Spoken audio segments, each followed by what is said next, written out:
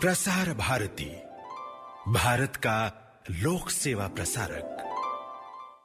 मन की बात आकाशवाणी के माध्यम से माननीय प्रधानमंत्री श्री नरेंद्र मोदी अपने मन की बात साझा करेंगे। तो आइए सुनते हैं प्रधानमंत्री जी से मन की बात। मेरे प्यारे देशवासियों, नमस्कार। कल माघ पूर्णिमा का पर्व था। माघ का महीना विशेष रूप से नदियों, सरोवरों और जल स्रोतों से जुड़ा हुआ माना जाता है। हमारे शास्त्रों में कहा गया है, माघे निमग्ना सलिले सुशीते विमुक्त पापा त्रिदिवम प्रयान्ति। अर्थात माघ महीने में किसी भी पवित्र जलाशय में स्नान को पवित्र माना जाता है। दुनिया के हर समाज में नदी के साथ जुड़ी हुई कोई न कोई परंपरा होती ही है। नदी तट पर अनेक सभ्यताएं भी विकसित हुई हैं। हमारी संस्कृति क्योंकि हजारों वर्ष पुरानी है, इसलिए इसका विस्तार हमारे यहाँ और ज्यादा मिलता है। भारत में कोई ऐसा दिन नहीं होगा जब देश के किसी न किसी कोने में पानी से जुड़ा कोई उत्सव न हो।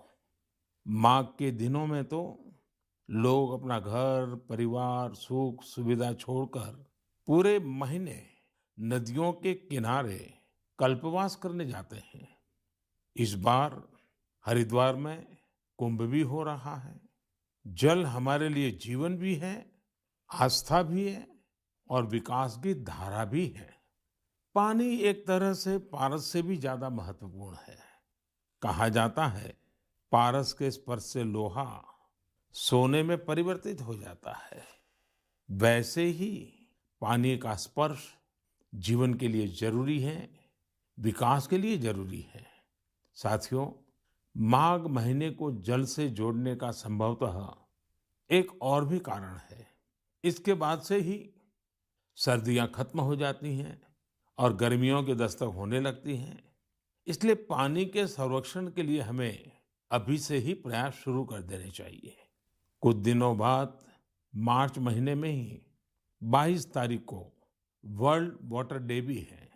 मुझे यूपी की आराध्या जी ने लिखा है कि दुनिया में करोड़ों लोग अपने जीवन का बहुत बड़ा हिस्सा पानी की कमी को पूरा करने में ही लगा देते हैं। बिन पानी सब सून, ऐसे ही नहीं कहा गया है।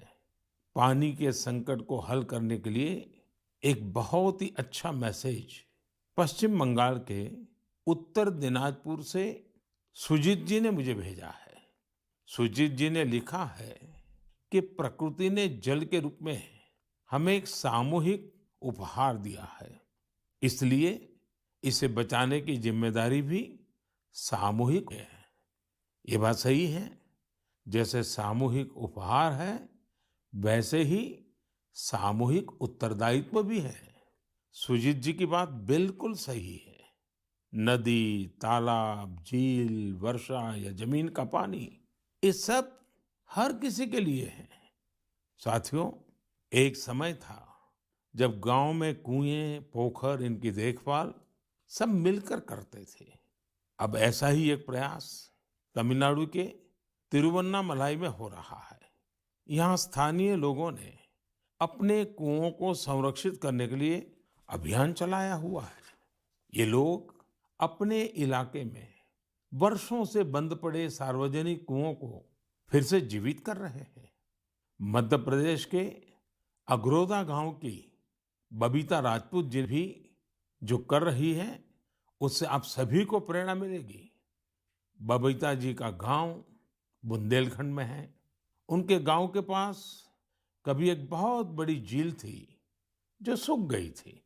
उन्होंने गांव की ही दूसरी महिलाओं को साथ लिया और झील तक पानी ले जाने के लिए एक नहर बना दी। इस नहर से बारिश का पानी सीधे झील में जाने लगा। अब ये झील पानी से भरी रहती है। साथियों, उत्तराखंड के बागेश्वर में रहने वाले जगदीश कुनियाल जी का काम भी बहुत कुछ सिखाता है। जगदीश जी का गांव और आसपास का क्षेत्र पानी की जरूरतों के लिए एक प्राकृतिक स्रोत पर निर्भर था, लेकिन कई साल पहले ये स्रोत सूख गया। इससे पूरे इलाके में पानी का संकट गहराता चला गया। जगदीश जी ने इस संकट का हल वृक्षारोपण से करने की ठानी। उन्हें पूरे इलाके में गांव के लोगों के साथ मिलकर हजारों पेड़ लगाए और आज उनके इलाके का सूख चुका वो जल स्रोत फिर से भर गया है। साथियों, पानी को लेकर हमें इसी तरह अपनी सामूहिक जिम्मेदारियों को समझना होगा। भारत के ज्यादातर हिस्सों में मई जून में बारिश शुरू होती है। क्या हम अभी से अपने आसपास के जल स्रोतों की सफाई के लिए, वर्षा जल के संचयन के लिए 100 दिन का कोई अभियान शुरू कर सकते हैं? इसी सोच के साथ अब से कुछ दिन बाद जल शक्ति मंत्रालय द्वारा भी जल शक्ति अभियान कैच द रेन भी शुरू किया जा रहा है। इस अभियान का मूल मंत्र है catch the rain where it falls when it falls. हम अभी से जुटेंगे, हम पहले से जो रेन वाटर हार्वेस्टिंग सिस्टम है उन्हें दुरुस्त करवा लेंगे, गांवों में, तालाबों में, पोखरों की सफाई करवा लेंगे, जल स्रोतों तक जा रहे पानी के रास्ते की रुकावटें दूर कर लेंगे, तो ज्यादा से ज्यादा वर्षा जल का संचयन कर पाएंगे। मेरे प्यारे देशवासियों, जब भी माघ महीने और इसके आध्यात्मिक सामाजिक महत्व की चर्चा होती है, तो ये चर्चा एक नाम के बिना पूरी नहीं होती। ये नाम है संत रविदास जी का। माघ पूर्णिमा के दिन ही संत रविदास जी की जयंती होती है। आज भी संत रविदास जी के शब्द, उनका ज्ञान हमारा पथ प्रदर्शन करता है। उन्होंने कहा था, एकई माटी के सब भांडे, सबका एको सृजनहार। रविदास व्यापई एकई घट भीतर, सबको एकई घड़े कुम्हार। हम सभी एक ही मिट्टी के बर्तन हैं, हम सभी को एक ने ही गढ़ा है। संत रविदास जी ने समाज में व्याप्त विकृतियों पर हमेशा खुलकर अपनी बात कही। उन्होंने इन विकृतियों को समाज के सामने रखा, उसे सुधारने की राह दिखाई। और तभी तो मीरा जी ने कहा था, गुरु मिलिया रैदास, दीनी ज्ञान की घुटकी।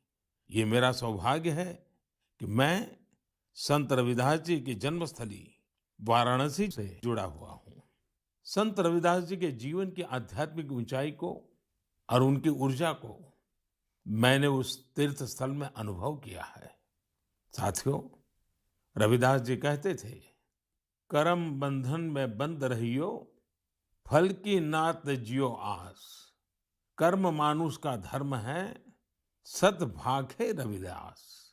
अर्थात हमें निरंतर अपना कर्म करते रहना चाहिए, फिर फल तो मिलेगा ही मिलेगा।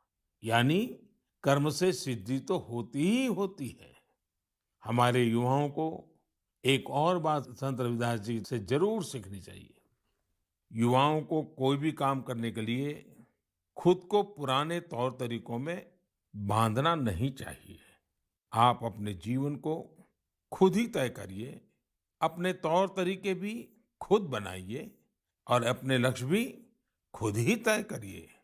अगर आपका विवेक, आपका आत्मविश्वास मजबूत है, तो आपको दुनिया में किसी भी चीज से डरने की जरूरत नहीं है। मैं ऐसा इसलिए कहता हूं क्योंकि कई बार हमारे युवा एक चली आ रही सोच के दबाव में वो काम नहीं कर पाते जो करना वाकई उन्हें पसंद होता है। इसलिए आपको कभी भी नया सोचने, नया करने में संकोच नहीं करना चाहिए। इसी तरह संत रविदास जी ने एक और महत्वपूर्ण संदेश दिया है। ये संदेश है अपने पैरों पर खड़ा होना। हम अपने सपनों के लिए किसी दूसरे पर निर्भर रहें, ये बिल्कुल ठीक नहीं है। जो जैसा है वैसा चलता रहे। रविदास जी कभी भी इसके पक्ष में नहीं थे। और आज हम देखते हैं कि देश का युवा भी इस सोच के पक्ष में बिल्कुल नहीं है। आज जब मैं देश के युवाओं में इनोवेटिव स्पिरिट देखता हूं, तो मुझे लगता है कि हमारे युवाओं पर संत रविदास जी को जरूर गर्व होता। मेरे प्यारे देशवासियों, आज नेशनल साइंस डे भी है।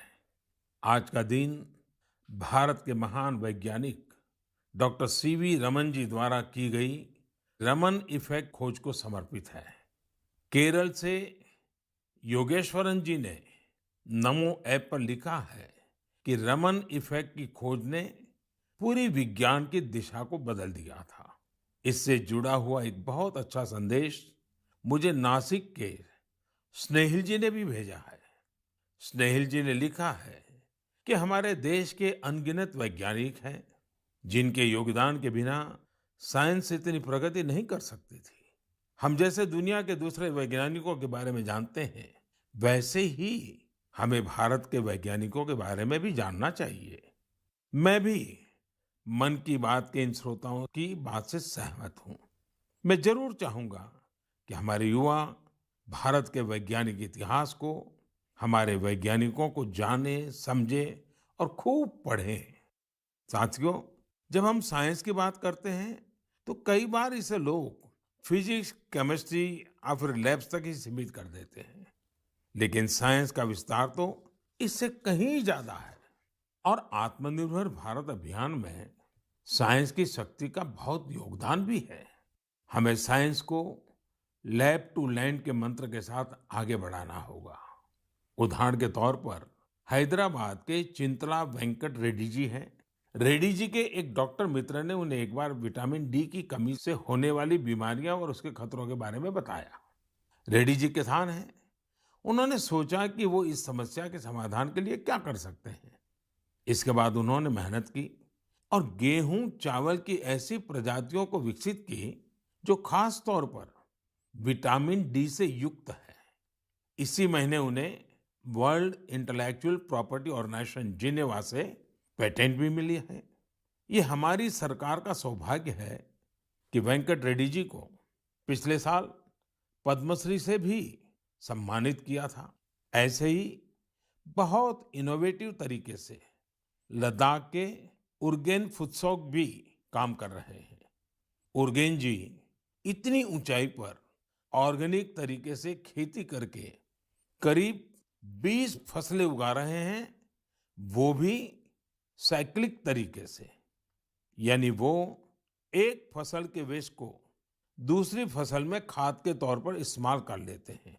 है ना कमाल की बात। इसी तरह गुजरात के पाटन जिले में कामराज भाई चौधरी ने घर में ही सहजन के अच्छे बीज विकसित किए हैं। सहजन को कुछ लोग सरगवा बोलते हैं। इसे मोरिंगा या ड्रमस्टिक भी कहा जाता है। अच्छे बीजों की मदद से जो सहजन पैदा होता है, उसकी क्वालिटी भी अच्छी होती है। अपनी उपज को वो अब तमिलनाडु और पश्चिम बंगाल भेजकर अपनी आय भी बढ़ा रहे हैं। साथियों, आजकल चिया सीड्स का नाम आप लोग बहुत सुनते होंगे। हेल्थ अवेयरनेस से जुड़े लोग इसे काफी महत्व देते हैं और दुनिया में इसकी बड़ी मांग भी है। भारत में इसे ज्यादातर बाहर से मंगाते हैं, लेकिन अब चिया सीड्स में आत्मनिर्भरता का बीड़ा भी लोग उठा रहे हैं। ऐसे ही यूपी के बाराबंकी में हरिश्चंद्र जी ने चिया सीड्स की खेती शुरू की है। चिया सीड्स की खेती उनकी आय भी बढ़ाएगी और आत्मनिर्भर भारत अभियान में मदद भी करेगी। साथियों, एग्रीकल्चर वेस्ट से वेल्थ क्रिएट करने के भी कई प्रयोग देश भर में सफलतापूर्वक चल रहे हैं। जैसे मदुरई के मुरुगेसन जी ने केले के वेस्ट से रस्सी बनाने की एक मशीन बनाई है। मुरुगेसन जी के इस इनोवेशन से पर्यावरण और गंदगी का भी समाधान होगा और किसानों के लिए अतिरिक्त आय का रास्ता भी बनेगा।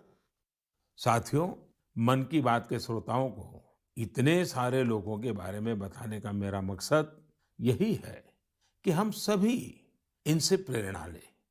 जब देश का हर नागरिक अपने जीवन में विज्ञान का विस्तार करेगा, हर क्षेत्र में करेगा, तो प्रगति के रास्ते भी खुलेंगे और देश आत्मनिर्भर भी बनेगा। और मुझे विश्वास है ये देश का हर नागरिक कर सकता है।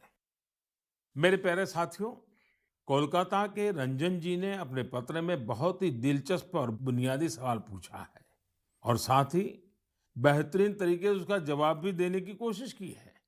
वे लिखते हैं कि जब हम आत्मनिर्भर होने की बात करते हैं तो इसका हमारे लिए क्या अर्थ होता है। इसी सवाल के जवाब में उन्होंने खुद ही आगे लिखा है कि आत्मनिर्भर भारत अभियान केवल एक गवर्नमेंट पॉलिसी नहीं है, बल्कि एक नेशनल स्पिरिट है। वो मानते हैं कि आत्मनिर्भर होने का अर्थ है कि अपनी किस्मत का फैसला खुद करना, यानी स्वयं अपने भाग्य का नियंता होना। रंजन बाबू की बात 100% सही है। उनकी बात को आगे बढ़ाते हुए मैं ये भी कहूंगा कि आत्मनिर्भरता की पहली शर्त होती है अपने देश की चीजों पर गर्व होना, अपने देश के लोगों द्वारा बनाई वस्तुओं पर गर्व होना। जब प्रत्येक देशवासी गर्व करता है, प्रत्येक देशवासी जुड़ता है, तो आत्मनिर्भर भारत सिर्फ एक आर्थिक अभियान न रहकर एक नेशनल स्पिरिट बन जाता है। जब आसमान में हम अपने देश में बने फाइटर प्लेन तेजस को कलाबाजियां खाते देखते हैं, जब भारत में बने टैंक, भारत में बनी मिसाइलें हमारा गौरव बढ़ाते हैं, जब समृद्ध देशों में हम मेट्रो ट्रेन के मेड इन इंडिया कोचेस देखते हैं, जब दर्जनों देशों तक made in India corona vaccine को पहुंचते ही देखते हैं, तो हमारा माथा और ऊंचा हो जाता है। और ऐसा ही नहीं है कि बड़ी बड़ी चीजें ही भारत को आत्मनिर्भर बनाएगी। भारत में बने कपड़े, भारत के टैलेंटेड कारीगरों द्वारा बनाया गया हैंडीक्राफ्ट का सामान, भारत के इलेक्ट्रॉनिक उपकरण, भारत के मोबाइल, हर क्षेत्र में हमें इस गौरव को बढ़ाना होगा। जब हम इसी सोच के साथ आगे बढ़ेंगे, तभी सही मायने में आत्मनिर्भर बन पाएंगे। और साथियों, मुझे खुशी है कि आत्मनिर्भर भारत का ये मंत्र देश के गांव-गांव में पहुंच रहा है। बिहार के बेतिया में यही हुआ है, जिसके बारे में मुझे मीडिया में पढ़ने को मिला। बेतिया के रहने वाले प्रमोद जी दिल्ली में एक टेक्नीशियन के रूप में एलईडी बल्ब बनाने वाली फैक्ट्री में काम करते थे। उन्होंने इस फैक्ट्री में कार्य करने के दौरान पूरी प्रक्रिया को बहुत बारीकी से समझा, लेकिन कोरोना के दौरान प्रमोद जी को अपने घर वापस लौटना पड़ा। आप जानते हैं लौटने के बाद प्रमोद जी ने क्या किया? उन्होंने खुद एलईडी बल्ब बनाने की एक छोटी सी यूनिट ही शुरू कर दी। उन्होंने अपने क्षेत्र के कुछ युवाओं को साथ लिया और कुछ ही महीनों में फैक्ट्री वर्कर से लेकर फैक्ट्री ओनर बनने तक का सफर पूरा कर दिया, वह भी अपने ही घर में रहते हुए। एक और उदाहरण है यूपी के गढ़मुक्तेश्वर का। गढ़मुक्तेश्वर से श्रीमान संतोष जी ने लिखा है कि कैसे कोरोना काल में उन्होंने आपदा को अवसर में बदला। संतोष जी के पुरखे शानदार कारीगर थे, चटाई बनाने का काम करते थे। कोरोना के समय जब बाकी काम रुके, तो इन लोगों ने बड़ी ऊर्जा और उत्साह के साथ चटाई बनाना शुरू किया। जल्द ही उन्हें न केवल उत्तर प्रदेश बल्कि दूसरे राज्यों से भी चटाई के ऑर्डर मिलने शुरू हो गए। संतोष जी ने यह भी बताया है, इससे इस क्षेत्र की सैकड़ों साल पुरानी खूबसूरत कला को भी एक नई ताकत मिली है। साथियों, देश भर में ऐसे कई उदाहरण हैं जहां लोग आत्मनिर्भर भारत अभियान में इसी तरह अपना योगदान दे रहे हैं। आज यह एक भाव बन चुका है जो आम जनों के दिलों में प्रवाहित हो रहा है। मेरे प्यारे देशवासियों, मैंने नमो ऐप पर गुड़गांव निवासी मयूर की एक इंटरेस्टिंग पोस्ट देखी। वे पैशनेट बर्ड वॉचर और नेचर लवर है। मयूर जी ने लिखा है कि मैं तो हरियाणा में रहता हूं, लेकिन मैं चाहता हूं कि आप असम के लोगों और विशेष रूप से काजीरंगा के लोगों की चर्चा करें। मुझे लगा कि मयूर जी राइनोज के बारे में बात करेंगे, जिन्हें वहां का गौरव कहा जाता है। लेकिन मयूर जी ने काजीरंगा में वाटरफॉल्स की संख्या में हुई बढ़ोतरी को लेकर असम के लोगों की सराहना के लिए कहा है। मैं ढूंढ रहा था कि हम वाटरफॉल्स को साधारण शब्दों में क्या कह सकते हैं, तो एक शब्द मिला, जल पक्षी। ऐसे पक्षी जिनका बसेरा पेड़ों पर नहीं, पानी पर होता है, जैसे बतख वगैरह। Kaziranga national park and tiger reserve authority कुछ समय से एनुअल वाटरफाउल सेंसस करती आ रही है। इस सेंसस से जल पक्षियों की संख्या का पता चलता है और उनके पसंदीदा हैबिटेट की जानकारी मिलती है। अभी 2-3 सप्ताह पहले ही सर्वे फिर हुआ है। आपको भी ये जानकर खुशी होगी कि इस बार जल पक्षियों की संख्या पिछले वर्ष की तुलना में करीब 175% ज्यादा आई है। इस सेंसस के दौरान काजीरंगा नेशनल पार्क में बर्ड्स की कुल 112 स्पीशीज को देखा गया है। इनमें से 58 स्पीशीज यूरोप, सेंट्रल एशिया और ईस्ट एशिया सहित दुनिया के विभिन्न हिस्सों से आए विंटर माइग्रेंट्स है। इसका सबसे महत्वपूर्ण कारण यह है कि यहाँ बेहतर वाटर कंजर्वेशन होने के साथ ह्यूमन इंटरफियरेंस बहुत कम है। वैसे कुछ मामलों में पॉजिटिव ह्यूमन इंटरफियरेंस भी बहुत महत्वपूर्ण होता है। असम के श्री जादव पायेंग को ही देख लीजिए। आप में से कुछ लोग उनके बारे में जरूर जानते होंगे। अपने कार्यों के लिए उन्हें पद्म सम्मान मिला है। श्री जादव पायेंग वो शख्स हैं जिन्होंने असम में मजुली आइलैंड में करीब 300 हेक्टेयर प्लांटेशन में अपना सक्रिय योगदान दिया है। वे वन संरक्षण के लिए काम करते रहे हैं और लोगों को प्लांटेशन एवं बायोडायवर्सिटी के कंजर्वेशन को लेकर प्रेरित करने में भी जुटे हुए हैं। साथियों, असम में हमारे मंदिर भी प्रकृति के संरक्षण में अपनी अलग ही भूमिका निभा रहे हैं। यदि आप हमारे मंदिरों को देखेंगे तो पाएंगे कि हर मंदिर के पास तालाब होता है। हजो स्थित हयाग्रीव मधेब मंदिर, सोनितपुर के नागशंकर मंदिर और गुवाहाटी में स्थित उग्रतारा टेम्पल के पास इस प्रकार के कई तालाब हैं। इनका उपयोग विलुप्त होते कछुओं की प्रजातियों को बचाने के लिए किया जा रहा है। असम में कछुओं की सबसे अधिक प्रजातियां पाई जाती हैं। मंदिरों के ये तालाब कछुओं के संरक्षण, प्रजनन और उनके बारे में प्रशिक्षण के लिए एक बेहतरीन स्थल बन सकते हैं। मेरे प्यारे देशवासियों, कुछ लोग समझते हैं कि इनोवेशन करने के लिए आपका साइंटिस्ट होना जरूरी है। कुछ सोचते हैं कि दूसरों को कुछ सिखाने के लिए आपका टीचर होना जरूरी है। इस सोच को चुनौती देने वाले व्यक्ति हमेशा सराहनीय होते हैं। अब जैसे क्या कोई किसी को सोल्जर बनने के लिए प्रशिक्षित करता है, तो क्या उसको सैनिक होना जरूरी है? आप सोच रहे होंगे कि हाँ, जरूरी है। लेकिन यहाँ थोड़ा सा ट्विस्ट है। माय गॉव पर कमलकांत जी ने मीडिया की एक रिपोर्ट साझा की है जो कुछ अलग बात कहती है। ओडिशा में अराखुड़ा में एक सज्जन है, नायक सर। वैसे तो इनका नाम सिलू नायक है, पर सब उन्हें नायक सर ही बुलाते हैं। दरअसल वे मैन ऑन अ मिशन है। वह उन युवाओं को मुफ्त में प्रशिक्षित करते हैं जो सेना में शामिल होना चाहते हैं। नायक सर के ऑर्गेनाइजेशन का नाम महागुरु बटालियन है। इसमें फिजिकल फिटनेस से लेकर इंटरव्यूज तक और राइटिंग से लेकर ट्रेनिंग तक, इन सभी पहलुओं के बारे में बताया जाता है।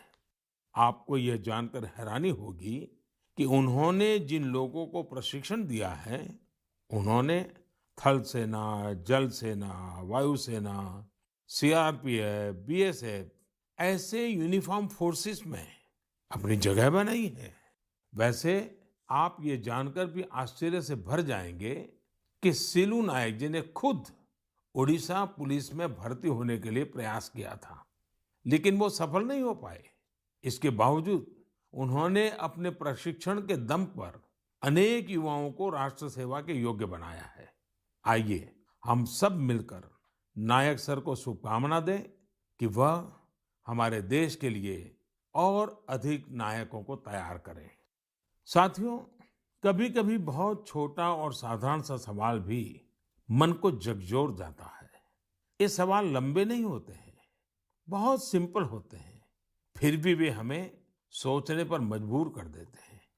कुछ दिन पहले हैदराबाद की अपर्णा रेड्डी जी ने मुझसे ऐसा ही एक सवाल पूछा। उन्होंने कहा कि आप इतने साल से पीएम है, इतने साल सीएम रहे, क्या आपको कभी लगता है कि कुछ कमी रह गई? अपर्णा जी का सवाल बहुत सहज है, लेकिन उतना ही मुश्किल भी। मैंने इस सवाल पर विचार किया और खुद से कहा, मेरी एक कमी ये रही कि मैं दुनिया की सबसे प्राचीन भाषा तमिल सीखने के लिए बहुत प्रयास नहीं कर पाया। मैं तमिल नहीं सीख पाया। यह एक ऐसी सुंदर भाषा है जो दुनिया भर में लोकप्रिय है।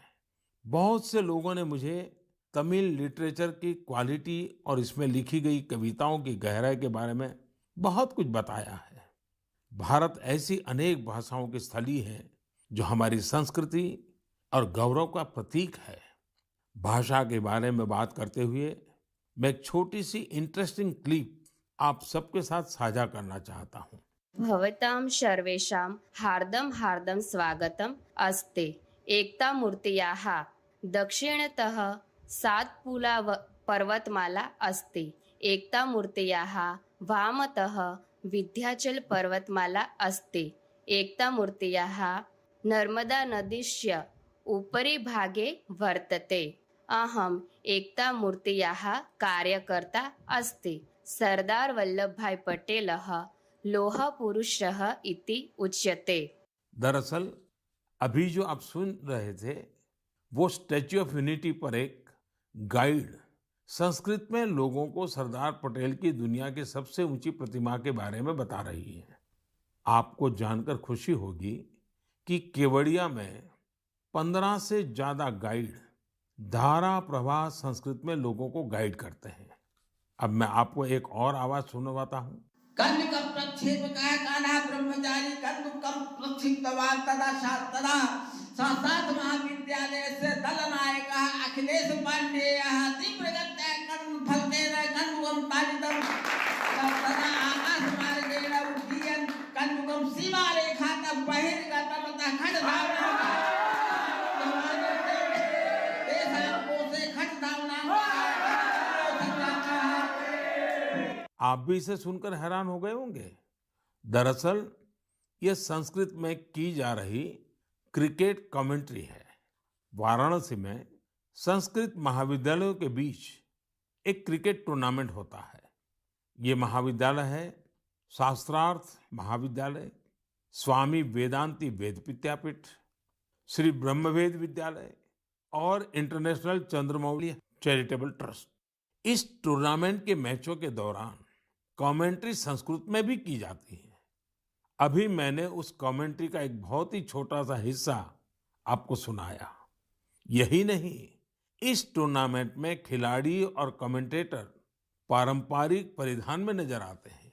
यदि आपको एनर्जी, एक्साइटमेंट, सस्पेंस सब कुछ एक साथ चाहिए तो आपको खेलों की कमेंट्री सुननी चाहिए। टीवी आने से बहुत पहले स्पोर्ट्स कमेंट्री ही वो माध्यम थी जिसके जरिए क्रिकेट और हॉकी जैसे खेलों का रोमांच देश भर के लोग महसूस करते थे। टेनिस और फुटबॉल मैचों की कमेंट्री भी बहुत अच्छी तरह से पेश की जाती है।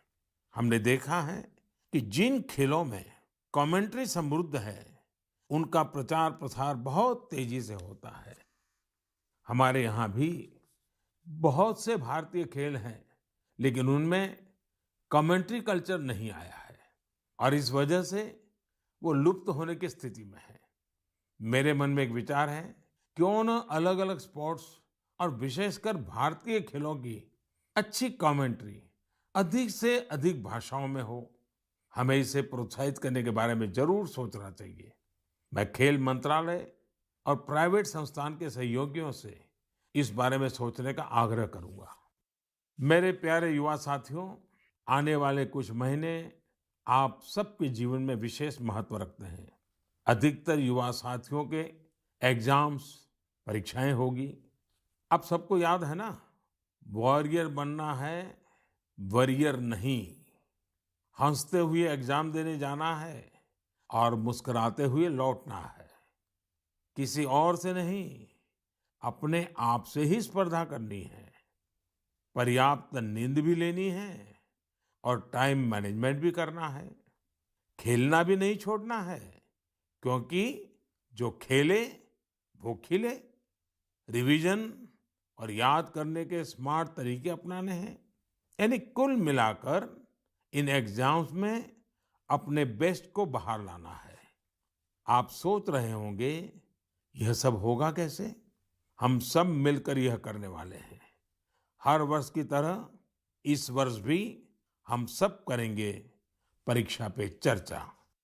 लेकिन मार्च में होने वाली परीक्षा पे चर्चा से पहले मेरी आप सभी एग्जाम वॉरियर से, पेरेंट्स से और टीचर से रिक्वेस्ट है कि अपने अनुभव, अपने टिप्स जरूर शेयर करें।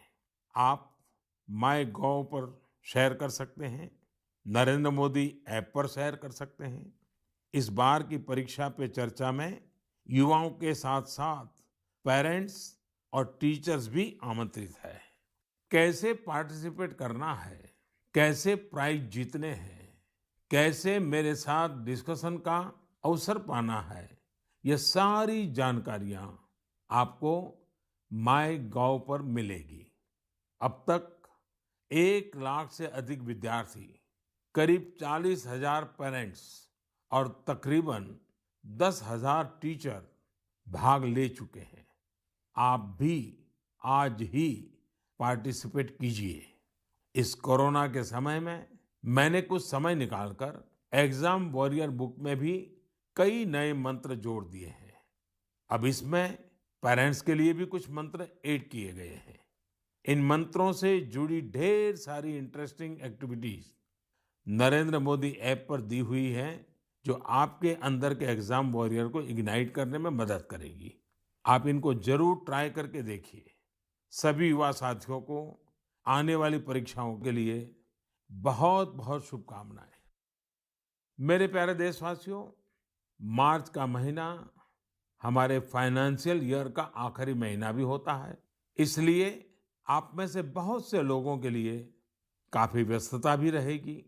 अब जिस तरह से देश में आर्थिक गतिविधियां तेज हो रही हैं, उससे हमारे व्यापारी और उद्यमी साथियों की व्यस्तता भी बहुत बढ़ रही है। इन सारे कार्यों के बीच हमें कोरोना से सावधानी कम नहीं करनी है। आप सब स्वस्थ रहेंगे, खुश रहेंगे, कर्तव्य पथ पर डटे रहेंगे, तो देश तेजी से आगे बढ़ता रहेगा। आप सभी को त्योहारों की अग्रिम शुभकामनाएं। साथ साथ कोरोना के संबंध में जो भी नियमों का पालन करना है, उसमें कोई ढिलाई नहीं आनी चाहिए। बहुत बहुत धन्यवाद। मन की बात आकाशवाणी के माध्यम से माननीय प्रधानमंत्री श्री नरेंद्र मोदी अपने मन की बातें साझा कर रहे थे। हम आपको बता दें कि माननीय प्रधानमंत्री के इस प्रसारण के बाद मन की बात के क्षेत्रीय भाषा में अनुवाद का प्रसारण आकाशवाणी और दूरदर्शन के संबद्ध प्रादेशिक केंद्रों से तथा संस्कृत भाषा में अनुवाद का प्रसारण आकाशवाणी दिल्ली के Indraprastha channel medium wave 366.3 metre अर्थात 819 किलोहर्ट्ज और एफएम गोल्ड 100.1 मेगाहर्ट्ज पर अभी किया जाएगा। मन की बात के क्षेत्रीय भाषाओं का पुनः प्रसारण आज रात 8 बजे आकाशवाणी के संबद्ध प्रादेशिक केंद्रों से और अंग्रेजी अनुवाद का प्रसारण आकाशवाणी दिल्ली के राजधानी चैनल मीडियम वेव 450.5 मीटर और एफएम रेनबो 102.6 मेगाहर्ट्ज पर किया जाएगा। यह कार्यक्रम आकाशवाणी के दिल्ली केंद्र से प्रसारित किया गया। ये आकाशवाणी दिल्ली है। लीजिए सुनिए माननीय प्रधानमंत्री श्री नरेंद्र मोदी के मन की बात का संस्कृत अनुवाद। मम प्रियाः देशवासिनः नमस्कारः। गतदिने मार्गशीर्षपूर्णिमायाः पर्व आसीत्। मार्गशीर्षमासः विशेषेण नदीभिः, सरोवरैः, जलस्रोतोभिः च सम्बद्धः मन्यते। अस्माकं शास्त्रेषु कथितं माघे